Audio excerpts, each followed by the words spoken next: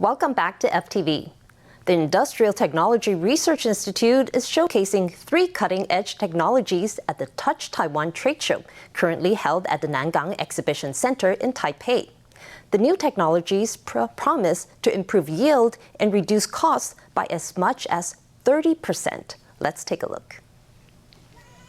The latest in display manufacturing is to upgrade panel-level packaging processes by developing advanced through-glass via or TGV substrates. A successful breakthrough was made by eTree with an all-solution processed next-generation metallization technology. This solves the problem of discontinuities in packaging substrates and reduces costs by as much as 30%. Our current generation, which we're showcasing now, is glass, but our team is actually starting to develop versions with silicon carbide or similar materials. These are more effective at dissipating heat than glass. Actually, our current technology can be applied to silicon carbides. In the entire semiconductor manufacturing process, plasma is probably utilized in 30% of the total or above. In addition to improving packaging processes, eTree is also presenting a wafer-based plasma sensing system that improves yield. In it, 19 microsensors monitor the process in real time, increasing measurement efficiency by 10 times. There's also a low vapor pressure precursor vaporization and delivery system, which improves wafer coating evenness, increasing yield by 2 to 3% and saving maintenance fees of depositing machines, which would have cost millions otherwise. We know that traditionally many of the materials and equipment used in chip manufacturing are imported from abroad. We've connected domestic giants in equipment and materials so that our supply chain can be entirely localized. That significantly reduced some of the costs in end manufacturing processes. With support from the Ministry of Economic Affairs, eTree is joining hands with the industry to promote advancements in display-level semiconductor manufacturing and consolidate Taiwan's position in global AI supply chains. An elderly lion in Shoushan Zoo in Kaohsiung has become the center of attention online, and not for the right reasons. The lion, which is already 23 years old, is no longer the majestic and robust animal that people remember from visiting the zoo years ago. That has led to unfounded suspicion that foreign commenters that the animal is being abused. Caretakers say they have been deeply hurt by the comments and are sharing videos online to show just how they are pampering the lion, which is 100 years old in human years. Let's hear more. The other lioness that was affectionate with him passed away last September, in the 3 months after his decline accelerated noticeably. We're sharing this to let visitors and netizens know that he is already a very old lion. Our caretakers spare no effort in taking care of our elderly animals. Our goal is to provide them with a better quality of life. The zoo says that the accusation of animal abuse are unacceptable. The lion had its right eye removed 3 years ago due to glaucoma, and the motor function in his hind legs have degenerated. Earlier this year, he was also diagnosed of pulpitis, which reduced his appetite. In addition to tooth extractions, the zoo also prepared special new equipment to help him eat more easily. It's no wonder that after so much effort, the zoo would be upset to be misunderstood. Even kind-hearted netizens have had enough and have stepped in, leaving comments in English to help clarify the situation to anyone who sees the allegations. A beach in Yilan has become the latest battleground between religion and environmental protection. Every year, a local temple in Tochen fills up the coastline with thick smoke from burning piles upon piles of joss paper right on the sand. They have been doing so every year for decades and don't see anything wrong with it. But local business owners say it is very unpleasant as it fills the area with smoke. Even though the temple has previously been fined for violating environmental protection laws, they say they won't be stopping anytime soon. That is, unless the gods agree to change location. Thick smoke has engulfed the beach as a group of people burn reams upon reams of joss paper. Customers have complained about the smoke. It drifts all the way here.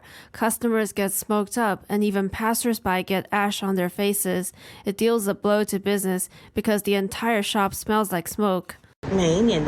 Every year we do the bonfires at the same spot.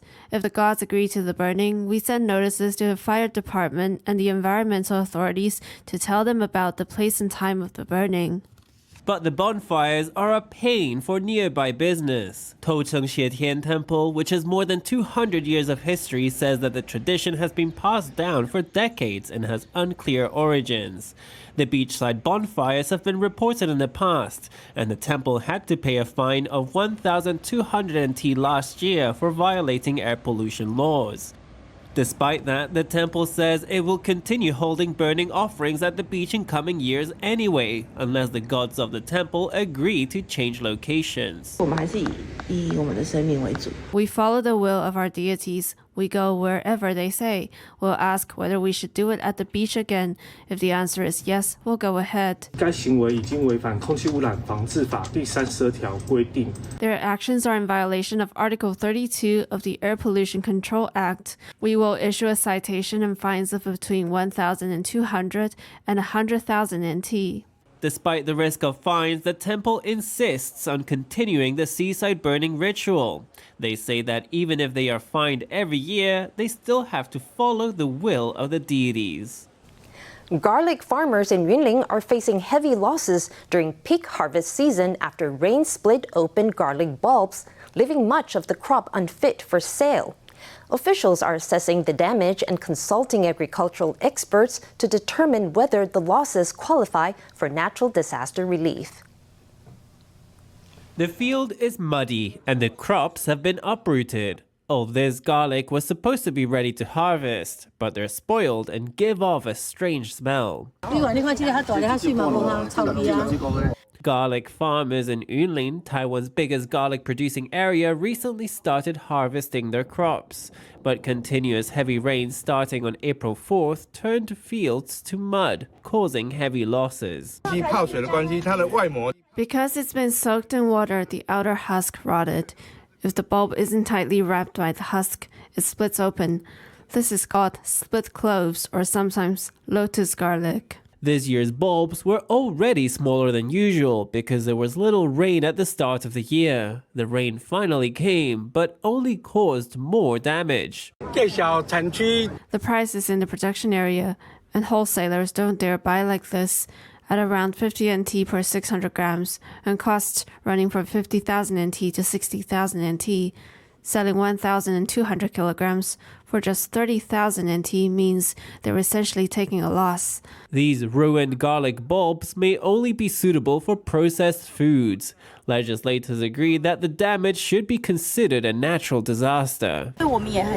We also hope to launch official subsidies for natural disasters as soon as possible, at 95,000 NT per hectare, to help farmers feel more secure. The Ministry of Agriculture is consulting with experts to determine whether to issue natural disaster relief. Many people in Taiwan enjoy shrimp fishing, with businesses around the nation providing pools stocked with shrimp. One business in Tainan has taken it a step further, stocking its pools with lobsters and crabs to offer customers the chance to catch all kinds of delicious shellfish. A man in a navy t-shirt pulls up on his taut fishing rod and reaches down to grab an enormous king crab.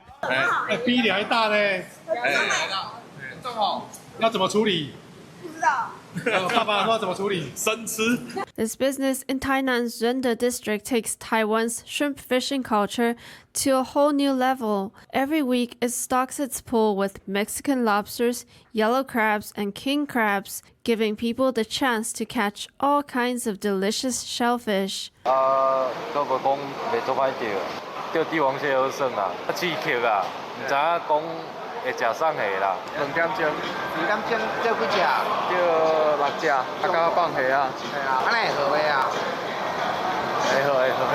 It costs over 1,000 NT an hour to fish for lobsters and crabs here, but the staff adds more lobsters every half hour. Depending on the amounts of people, they'll even add king crabs.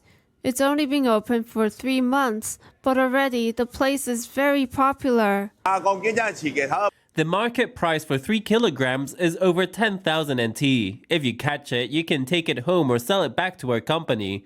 We're the only place like this in southern Taiwan. There are lots of shrimp fishing places, but we do it differently. There are somewhere between 400 and 500 shrimp fishing spots across Taiwan, showing this is an established pastime that many people enjoy. To differentiate itself, this place in Tainan has quickly gained a following for offering lobsters and even king crabs. And now the detailed weather forecast for Taiwan and major Asia-Pacific cities.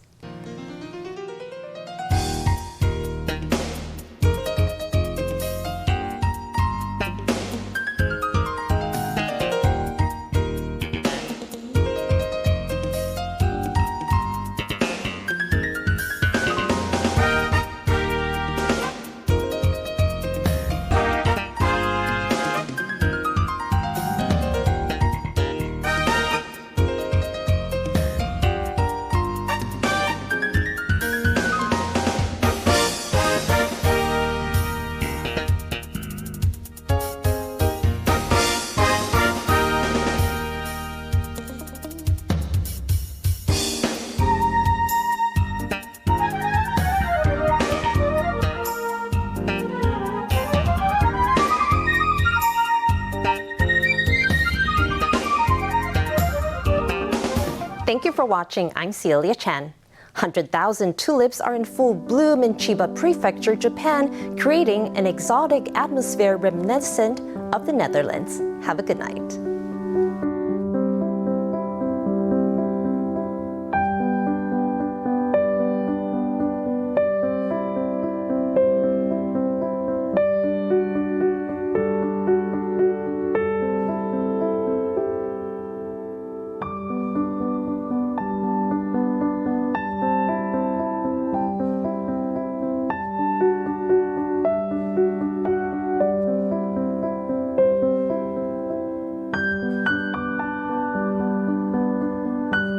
Panasonic 空调史上